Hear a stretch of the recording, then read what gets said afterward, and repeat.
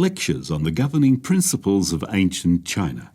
The benefits of the virtue of humility. In the Book of Changes, Zhou Yi, compiled in the governing principles of ancient China, it is said, "The laws of heaven take from the arrogant and benefit the humble. The laws of earth bring flowing water from areas that are full to those that are lower as it passes by. And the laws of spirits bring harm to those who are arrogant and good fortune to those who are modest. Even the laws of people despise those who are arrogant and prefer those who are modest. Being modest makes the morality of noble persons as bright as if with light, their virtuous accomplishment unsurpassable even if at low position, and should be maintained by noble persons to the end of the life." The ancient Chinese people learned from the natural phenomena of the sun and the earth, and reasoned the benefit of the virtue of humility. By being humble, one can gain wide support and trust in society, and understand the importance of self-improvement. These benefits all come from the virtue of humility. Professor Yuli Liu from the Department of Philosophy at the Party School of Central Committee of CPC is going to bring us her interpretation of the governing principles of ancient China and introduce us to the way to cultivate the virtue of humility. Here are lectures on the governing principles of ancient China, the benefits of the virtue of humility. Professor Yuli Liu graduated with a bachelor's and master's degree in philosophy from Renmin University of China. She is currently a professor at the Department of Philosophy at the Party School of Central Committee of CPC and a mentor for doctoral students majoring in ethics. She is also a visiting professor at Tsinghua College, Sun Yat-sen University. Professor Yuli Liu has published many academic papers, received a PhD from the University of Hull, UK, and is a postdoctoral scholar at the National University of Singapore. She has been invited to give lectures and participate in workshop seminars in the UK, Italy, the USA, Canada, Australia, Japan, Singapore, and Indonesia. In 2015, 2016 and 2017, she was invited to UNESCO headquarters in Paris to give talks based on the governing principles of ancient China. The central theme of her talks was the importance of the sage's education. In other words, learning from the wisdom of the past and also how to promote moral education. She has contributed greatly towards the dissemination of Oriental culture in the Western world. This video was edited by the Governing Principles of Ancient China translation team of the Pure Land Learning College Association and is based on the lectures by Professor Yuli Liu. Dear friends, greetings to you all. Today I am going to talk about the benefits of the virtue of humility. A lot of people today are interested in studying the Book of Changes, Zhou Yi. Why?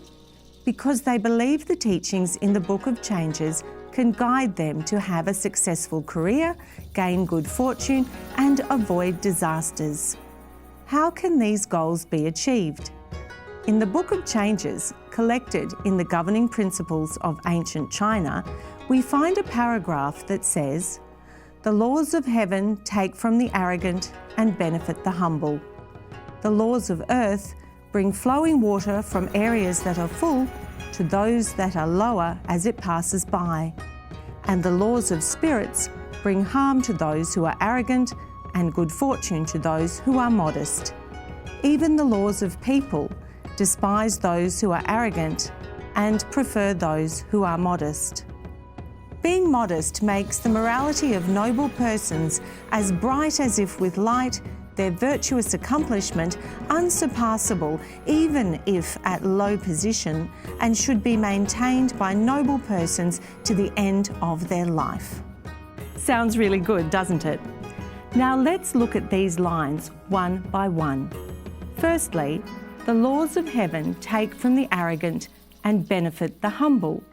The laws of heaven mean the law of nature. Through observing nature, we can summarise its laws. For example, after a full moon appears in the middle of each lunar month, it starts to wane night by night. What does this phenomenon tell us? Those that have reached the peak will be disadvantaged, and those that have not will be approaching the peak. From a deep perspective, this implies that we should stay humble and modest, and should know the importance of giving rather than of gaining. From such observations, we understand that the laws of heaven actually are quite simple. Excess will be taken away and deficiency will be compensated. This law was summarised by the ancient and put in the Book of Changes. This is similar to what Lao Tzu said. Tao of heaven is diminishing the superabundance and supplementing where there is deficiency. He further said, I have 3 treasures. The first is called mercy, the second is frugality, and the third is shrinking from taking precedence over others. From this we can see being humble and compassionate are Lao Tzu's principles for living. Such principles had been summarised through the observation of nature. With an understanding of the laws of heaven, let's consider the second line. The laws of earth bring flowing water from areas that are full to those that are lower as it passes by.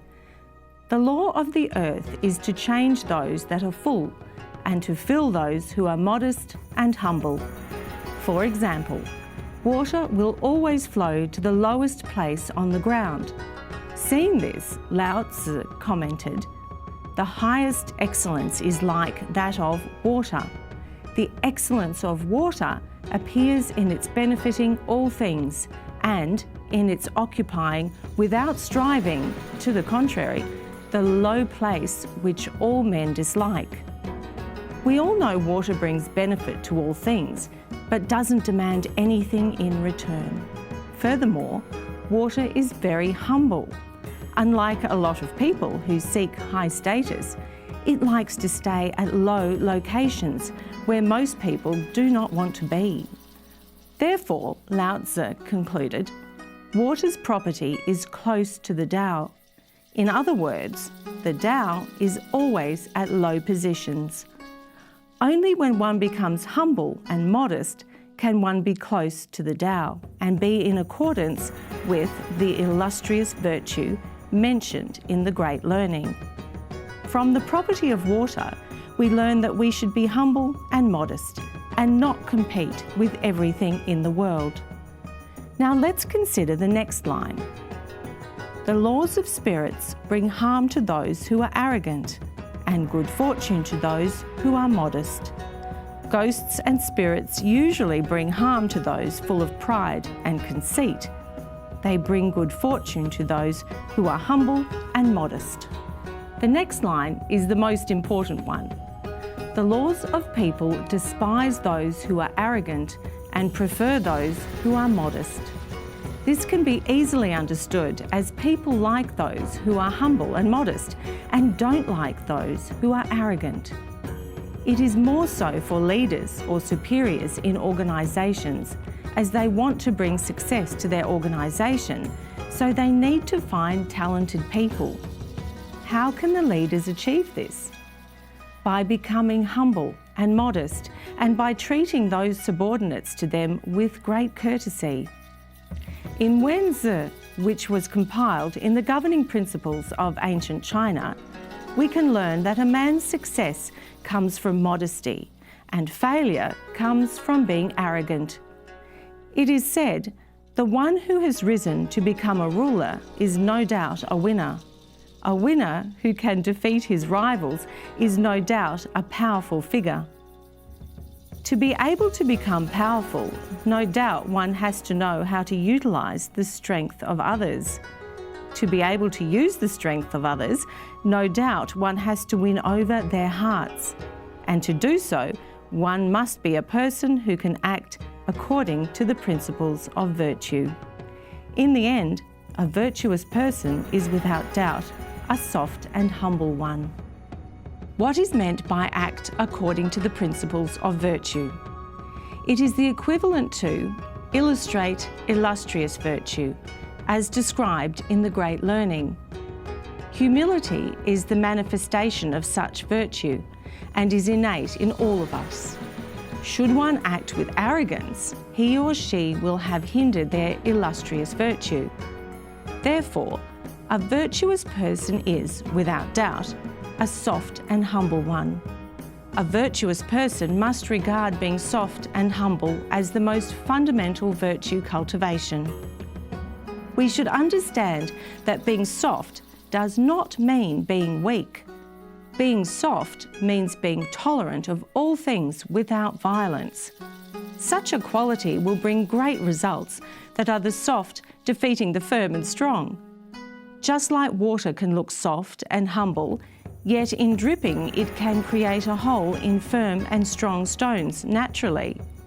Also in Wenzi we find that it is easy for a person born to a privileged family to acquire an air of arrogance, and a person born to a rich family to acquire a taste for extravagance. If the privileged and the rich do not follow the right way to guard against arrogance and extravagance, they will often commit wrongdoings. This is reminding us of a saying, if one doesn't study sages' teachings, one will not know the Tao and righteousness. Therefore, studying classics and learning from sages and saints is very important for people's continued development. Let's return to the Book of Changes. It is said, being modest makes the morality of noble persons as bright as if with light, their virtuous accomplishment unsurpassable even if at low position, and should be maintained by noble persons to the end of their life. When dignitaries, despite their high position, are able to remain modest and humble, the brightness of their virtue will naturally shine and thus influence those around them, even from afar. It makes their virtuous accomplishment unsurpassable even if they are at a low position, means that if those of a low rank are humble, they will be unsurpassable. Why? Because their virtue of humility will be respected by people and transform them. The best example is Confucius. Lacking a high position, money and power, he is regarded as the crownless king. Why? Because his virtue not only influenced the people of his time, like his 3,000 students and 72 prominent disciples, but also people of subsequent generations, both in China and overseas. Around the world, we can see numerous Confucius institutes. This tells us that, despite the fact that Confucius was not in a high position, he was unsurpassable due to his virtue and knowledge. This is called the power of virtue. The last part of the quote is, humility should be maintained by noble persons to the end of their life. If noble people, despite their positions, wealth and knowledge, can always maintain modesty and humility throughout their lives will be auspicious from the beginning to the end. Thus, being modest and humble can indeed bring everyone auspiciousness and success. Professor Liu is of the opinion that through the study of the Book of Changes, we can be inspired by the laws of heaven, of earth, of spirit, and of man, and then understand the importance of being humble and modest. Chinese people believe in the philosophical thought of the unity of heaven and man. Not only does the Book of Changes embrace this concept, it also teaches people how to behave in accordance with it. Being modest and humble accords with the Tao of heaven, the Tao of earth, and the Tao of man, which also is a good way to accumulate wholesome deeds. What benefits could it bring by being modest and humble? Let us continue with the lectures of the governing principles of ancient China. The benefits of the virtue of humility. In the Book of History, compiled in the Governing Principles of Ancient China, it says, "It is virtue which moves heaven. There is no distance to which it does not reach. Pride brings loss and humility earns benefits. This is the Tao of heaven." When people have virtue, heaven can be moved. No matter how far away people are, they can be moved and come to follow such virtuous persons. Therefore, pride brings loss and humility earns benefits. This is the Tao of heaven. Many examples proving this statement can be found in history. In Shuo Yuan, compiled in the Governing Principles of Ancient China, the story of the Duke of Zhou is one example. The Duke of Zhou was the brother of King Wu of Zhou, the founder of the Zhou dynasty. In 1043 BCE, King Wu of Zhou died, and his son, King Chen, was too young to govern the nation. As a result, the Duke of Zhou had to act as regent for 7 years until King Chen reached adulthood. The Duke of Zhou was a virtuous person and regarded by Confucius as a sage. At that time, because of the Duke of Zhou's virtue, many people were moved and came to follow him. Although he held an extremely high position and was admired by people, the Duke of Zhou was very modest and humble. According to historical records, when he was the regent governing the nation, he regarded 10 ordinary persons as his teachers and treated them with the etiquette of teachers. When visiting them, he paid his respect with gifts. Also, he treated 12 people with the etiquette of friends. 49 ordinary people from poor households would have priority in visiting him. He also recommended 100 virtuous and capable people for the government. He instructed 1,000 students and made 10,000 people government officials. If the Duke of Zhou had been a proud and stingy person, few virtuous and capable people would have followed him. He would have only attracted greedy people who desired positions. Such people could not assist a ruler to lead the country to peace and prosperity. The Duke of Zhou, even with his extremely high status, was not proud and arrogant. He was humble and showed his respect to people. It was his virtue of humility to attract both virtuous and capable people to be in his service that laid the sound foundation of later prosperity in the Zhou dynasty. In the Book of History, there is another saying, "He who seeks the virtuous as his teachers will win the throne one day. He who assumes no one else is better than him will meet his downfall." When one regards the virtuous as one's teachers and conducts solemn ceremonies to show respect to them, one's deeds will be regarded as proper and gain respect because one has shown humility and modesty. Others would be willing to point out this person's mistakes and help the person improve and succeed. Inversely, he who assumes no one else is better than him will meet his downfall. Why? Because virtuous and capable people will dislike his arrogance and stay away from him. Without the support from such virtuous people, how could he not fail? It is one's arrogance that causes one's failure. This also echoes what we said earlier. Pride brings loss and humility earns benefits. Pride will deplete one's virtue and bring misfortune. We now understand that those who are humble will gain the support of others, while those who are arrogant will only incur disaster. If those in the second category are government officials, they will bring nothing but catastrophe upon the nation. In the next section, we will talk more about how arrogant people will bring about disasters. It is said in the Book of Changes, "It is virtue which moves heaven. There is no distance to which it does not reach.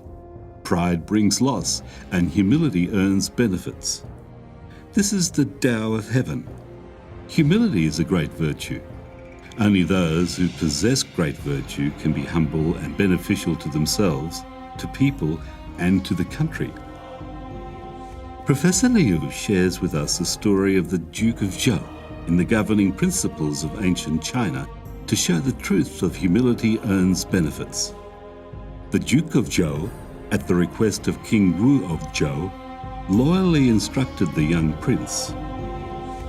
Although in an extremely high position as the regent of a nation, the Duke of Zhou was still humble, that he could even treat ordinary people as his teacher and meet with people from all walks of life to seek their support on governing the country. It was his great virtue of humility that attracted many virtuous and capable, talented people to serve the country. The Duke of Zhou laid a sound foundation for the coming national prosperity and the longevity, 800 years, of the Zhou dynasty.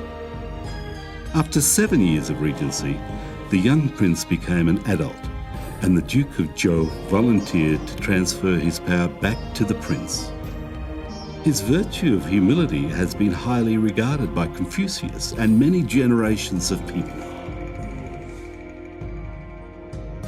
Let us continue with lectures on the governing principles of ancient China, the benefits of the virtue of humility. The first sentence in the Great Learning is, "The way of great learning is to illustrate illustrious virtue.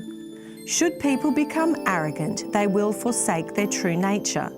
They will only incur a loss to themselves, not anyone else, because they will not be able to illustrate their illustrious virtue. Secondly, if people are arrogant, they will find themselves in opposition to others, making everyone around them feel uncomfortable. In dire circumstances, others might begin to retaliate. This will create obstacles for the career of the arrogant people. Therefore, such an arrogant attitude will lead to failures or difficulties and ultimately result in a great loss. The ancient Chinese have a saying, "An army that is arrogant is bound to lose." This is the summarised truth from history. One of the cases can be found in the historical book Guo Yu. In 627 BCE, the state of Qin wanted to launch a surprise attack against the state of Jing. When the Qin's army marched past the northern fortress that was being charged by the king of Zhou, Man, the grandson of King Xiang of Zhou, observed the army and said, "Qin's army is definitely going to lose." King Xiang was very surprised upon hearing this and asked how Man was able to make such a prediction merely by observing the army. Man explained that whenever anyone passed by the king of Zhou to show their respect, they had to stop and pay homage. However, the soldiers merely removed their helmets, not their armour. Those riding in chariots simply jumped off and then jumped on again after a few steps on the ground. They were simply performing the minimum of formalities. Since 300 chariots, which represented the majority of the army, behaved in this manner, it clearly showed that the whole army had no respect for the king of Zhou. Therefore, Man concluded that the army was very careless and arrogant. Carelessness would lead to less thorough consideration far ahead, less cautiousness and less preparation. Arrogance would lead to ignoring propriety and laxity in discipline. How could such an unprepared and lax army not lose in the dangerous war? Man, a well-learned scholar, familiar with the teachings of the saints and sages, was able to predict the outcome of the war by simply observing an army preparing to go to the battlefield. You might ask, what was the outcome of the war? Qin's surprise attack could not be carried out since the state of Zheng had been fully prepared for their assault. The Qin's army had to retreat. However, on the way, they were ambushed by the army of the state of Qin, who captured all three of the major generals of the Qin's army. This was the end of the arrogant army, which proved the sayings, "An army that is arrogant is bound to lose," and pride brings loss.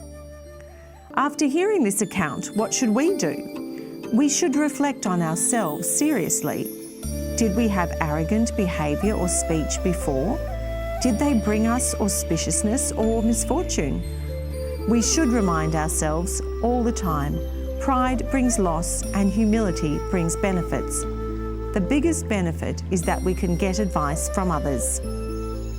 Next, let's move to another inspiring book, Liao Fan's 4 Lessons.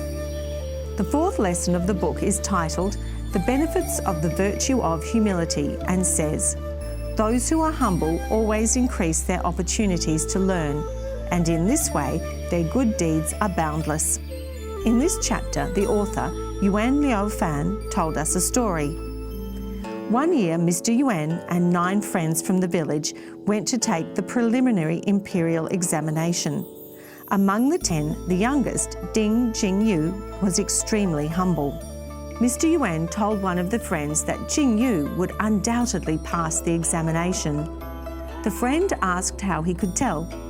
Mr. Yuan replied, "Only those who are humble receive good fortune. My friend, look at the 10 of us. Is there anyone as honest, generous and uncompetitive as Jingyu? Do you see anyone who is as respectful, tolerant, careful and humble as Jingyu? Do you see anyone like him who, when insulted, does not talk back, or who, when slandered, does not argue? Any person who can achieve such humility will receive protection from the earth, heaven and spirits. There is no reason he will not become prosperous." Sure enough, when the test results came out, Ding Jingyu had passed. There are numerous stories like this in history, which all tell us one truth. Pride brings loss and humility earns benefits. In the last section, we heard Professor Liu's elaborations on pride brings loss and humility earns benefits through the stories recorded in Guayu about how the Qing army's unsuccessful attempt to launch a surprise attack on the state of Jian ended in ambush and defeat by the state of Qing. Being proud and arrogant can not only bring misfortune onto oneself, but also onto one's team, army, and even the whole country. Arrogance and pride are like twin brothers, and they make each other worse. It is the lack of ability and virtue that these two behaviours make each other worse. On the other hand, being humble enables one's success. How does arrogance come about? How does pride come about? Once we understand the reasons, the question becomes, how can we eliminate such behaviours? Let us continue with the lectures of the governing principles of ancient China, the benefits of the virtue of humility. We all know that when we are praised or complimented, we can easily become proud of ourselves. The Book of Changes says, "A noble person who has made great achievements but remains humble and modest will receive admiration and respect from the populace." Thus, remaining humble and modest is very important for victors because their pride will attract jealousy while their modesty will win deeper respect. In the latter part of the Qing dynasty, there was a very famous minister, Zhang Guofan. He was well versed with the sage's teaching and understood the importance of modesty. Unlike most people who sought completeness and perfection, he named his study room Seeking Imperfection. Why did he do that? At that time, his ability, power and position were close to perfection. He understood that if he was not cautious and modest, he would easily become the target of those who were jealous. Even the emperor might be concerned of his power. So in order to remain cautious and modest, he reminded himself by naming his study room Seeking Imperfection. When interacting with people and handling issues, he was able to give his superiors credit for his success, and benefits were garnered by his subordinates. By so doing, both his superior and his subordinates wished him to be successful and would not be jealous of or hinder him. Ancient sages told us, give credit of success to the public, give position to the virtuous, give fame to the superior. These are the principles and broad-mindedness of a great person in dealing with worldly issues. Not only Mr. Zheng, but many sages in Chinese history also applied these great principles in their daily work. For example, we can find a very inspiring conversation in the records of the Grand Historian, which was compiled in the governing principles of ancient China. The Duke of Zhou repeatedly told Bo Qin, his son, who was going to assume the position of the ruler in the state of Lu, on behalf of the Duke of Zhou, "I am the son of King Wen, younger brother of King Wu, uncle of King Cheng, the current king. To all the people, I hold a rather high position. However, when people came to see me unexpectedly and I was washing my hair, I stopped washing my hair and tied it up immediately to see them. I even did this 3 times for one washing. When people came during my mealtime, I spat out my food and stopped eating to go see them immediately. Sometimes I had to do this 3 times in one meal. I did not make them wait for me, as I did not want to lose any virtuous and capable persons. When you are in the state of Lu, you must act with great caution. Don't be arrogant because you are the acting ruler." From this, we understand that it was because of the Duke of Zhou's humility and great efforts in being courteous to people that he was able to gather so many both virtuous and capable people to help him serve the country well.